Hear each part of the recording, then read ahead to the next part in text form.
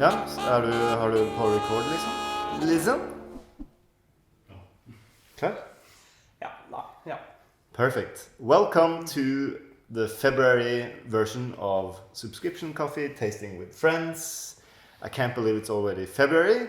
January went really fast, didn't it? And we're back in our lab here in Norway. It's very dark outside still, so we haven't seen the sun for a while, which makes Norwegian people drink a lot of coffee. But today I have with me Ole Simen Nilsen. Yes. Who are you? I'm a barista at Tøyen Startup Village, just up here in Tøyen. So Tøyen Startup Village is a small coffee shop in my neighborhood. I live 100 meters from your coffee shop, and used to be my office before we moved into our new office. So I went there a lot to have job interviews and so on because I didn't have a place to sit. So I can say that you have very nice coffee. Oh, that's in general. Yeah. You also buy coffee from us. Yeah, we have many different roasters. Yeah. But, mainly Nacimiento Bourbon. Yeah. Especially for our espressos. Yeah, but you rotate the other coffees, which for me is nice, especially when I'm a customer, because I don't just want to taste my own coffees, and it's really nice to taste other people's coffees too, so that you get a little perspective on what's out there and where we stand in terms of quality. It's very easy to drift away. If you're a roaster and you only taste your own coffee, it's very easy to drift away towards darker and darker roast or lighter and lighter, or so it's always good to have a reference, I think. But you forgot to mention that you are the second place winner of the Norwegian Aeropress competition in 2018, which was held here in this building in the summer. Yeah, it was June, I think. Yeah. So you got second place, but you still went to represent Norway in Australia. Yes, because the guy who actually won, he was a good friend of mine, Tom Koiken, a superstar, also won the Brewers Cup. So he competed in Brazil and wanted to focus his efforts, and he figured I would enjoy Australia more than he would. So we asked if I would. So he gave away his spot for you to compete. That's really nice. Yeah. And how did you do in the Aeropress competition? Not too good. Not too good. I went out in the first round. In the first round, yeah. Well, but it's a competition that is more about fun than winning, I guess. Yeah, it was really good. Winning is kind of random. You have to produce the best coffee out of each triangle that is served, but you never know who's judging, and it's supposed to be fun. Yeah. Australia was fun, I guess. Yeah, it was really fun. I spent 2 weeks and had a blast. Did you have a lot of coffee? Yeah, especially at Singlo, the people who roasted the coffee. Yeah. Had some coffee. Nice. Well, let's not drag it out, enough about you and enough about me. Let's taste the coffees that we're going to send out to our subscribers in February. And as always, we send out the coffees on the first Wednesday of the month. And this month, I chose to focus on red fruit. And we're not sending out red fruit, but we're sending out coffees that taste like red fruit. So let's get into it. We're going to start with the first coffee, which is a Bourbon variety. Bourbon is one of those old varieties that is the mother plant of many other mutations like Capturra, Pacas, Viasarchi, and so on. So Bourbon is an old variety, one of the first that came to Central America from Reunion Island, the island of Bourbon, which is now called Reunion Island. And this particular Bourbon is grown at one of my favorite farms, Nacimiento. One of my favorite farms because it was the first one I started working with, properly. And Hobnil, who is the farmer, has also been the hardest nut to crack. So I worked many years to try to help him change, the drying process and so on. But he was a little stubborn and didn't necessarily want to change, because he had won some competitions already with his coffees. A couple of excellence. He came second place, fourth place. So he didn't see the point of changing so much. But then I brought another farmer to his farm, Moises, who produced the Cutaway we sent out last month, and also the Java. And we had a discussion. We walked around the farm, and then we basically persuaded Hobnil to finally make the final step, which was to build drying tables where he could dry the coffee on shade. Because he used to dry the coffee on patios, which makes the coffee taste a little dirty, and the shelf life is not so great. So I can honestly say now that he is probably the most meticulous producer we're working with. He takes very good care of his coffee, especially during the harvest and post-harvest processing. So it's always a joy to get these coffees. We sent out the Pacas variety in December. That was our Christmas coffee. Very fruity. Yeah, that's really This is a different variety from the same farm, so Bourbon variety. But it's a mix of several pickings because, you know, when these trees get old, they get very tall and it gets harder and harder to pick and they produce less and less. So what they do, instead of planting new trees, they actually cut down the trees and then new trees will kind of grow up from the old one. But it takes about 2 years before they're in full production again. And this was one of those years where just a few of them were producing and some of them have been cut down. So we didn't get a lot of this coffee this year. It's just a small lot and it's a mix of several different pickings. Whereas normally we will separate one picking from the other and so on. Should we taste? Yeah, please.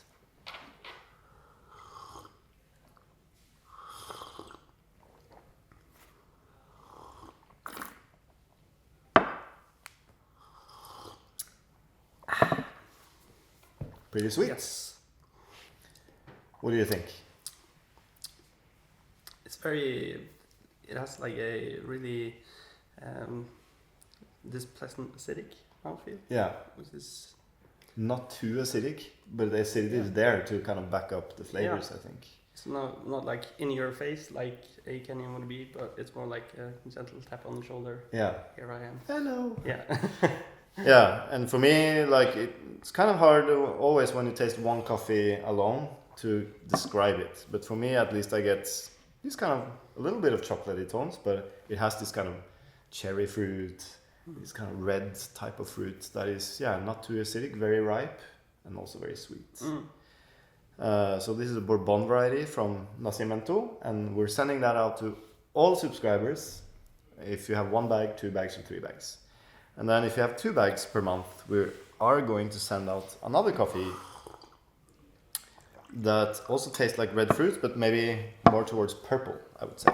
And when I say purple, think about, blackberries, black currants, a little bit tartar, but also, when you have purple candy, it tastes different from the red candy. Yeah, because this one is yellow for me. It's yellow? Yeah. Ah, interesting. Very interesting.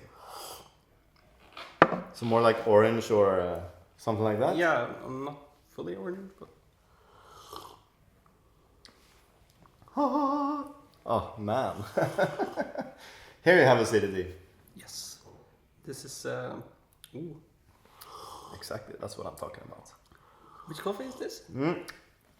So this is a Kenyan coffee. We will send that out to the people who subscribe to 2 and 3 bags. And we haven't released this coffee before. It's from a cooperative called Karinga, or a washing station called Karinga. I was just there in November, visited. A very high altitude. It is almost 2,000 meters. And because of this, you have much more intensity in acidity and flavor.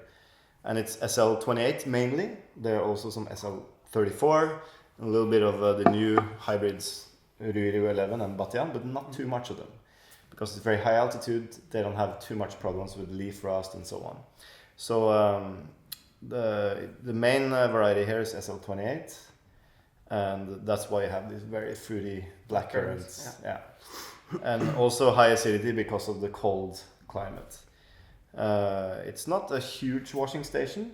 A washing station is different from a farm, so this is a part of a cooperative, and there's a lot of smallholder farmers around that might have 50 to 100 to 200 coffee trees, and they pick the fruits and then they go and sell the fruit to the cooperative. And the cooperative is responsible for processing the coffee, drying the coffee, and selling the coffee. And then once the coffee is sold, the farmers get paid. They get paid the first time a small amount, like the market price, and then when the coffee is sold for a higher price, they get a second payment. So that's how they organize this in Kenya. And it's from a washing station called Karinga, as I said. And the factory manager is a woman. And I was there to see how they were operating, and she was, very strict on on the quality control. So I'm assuming, you know, that's why it's so clean, and you really taste that kind of sweetness and fruitiness from that.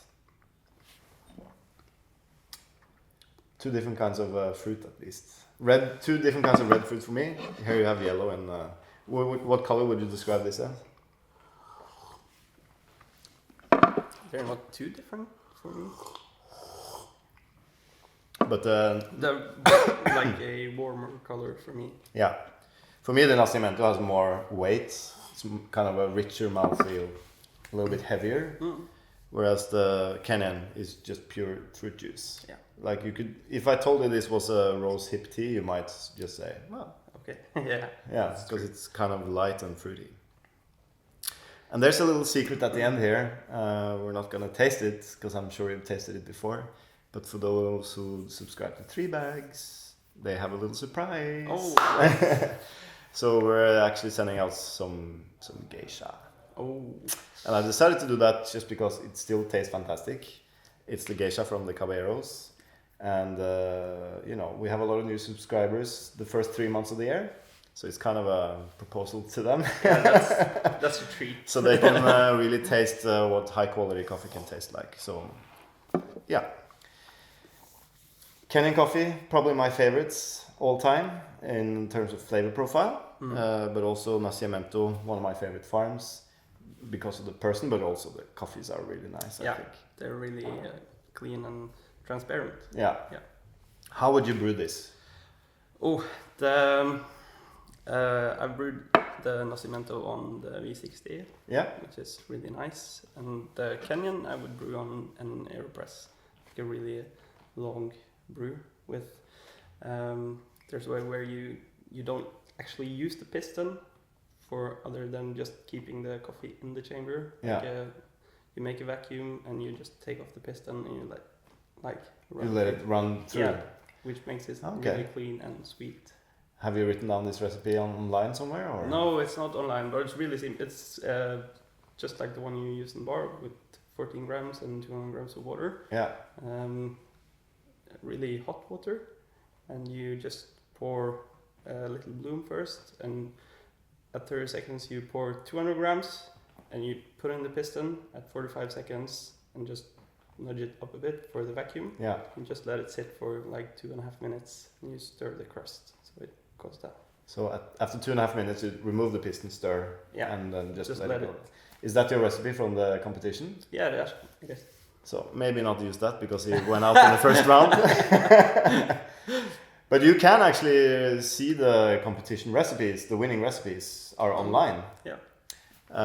So I highly recommend also to brew Kenyan coffee on Aeropress, because sometimes when you hit it right, they're just so juicy and so clean and so sweet and so fruity that it's unbelievable.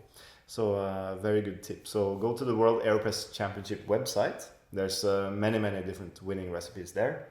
And I highly recommend playing around with the Aeropress. It's a lot of fun. And also probably the Aeropress movie is out now, I think. February, I think they talked about February, March or something. Okay. So the movie should be out online, which means you don't have to go to a cinema to see the movie. You can actually just sit in your home and watch the movie about the Aeropress. The Aeropress movie, that's what it's called. Well, thank you, Ole Simen. It was a pleasure having you here. And I hope you like the coffees. Delicious. Yeah.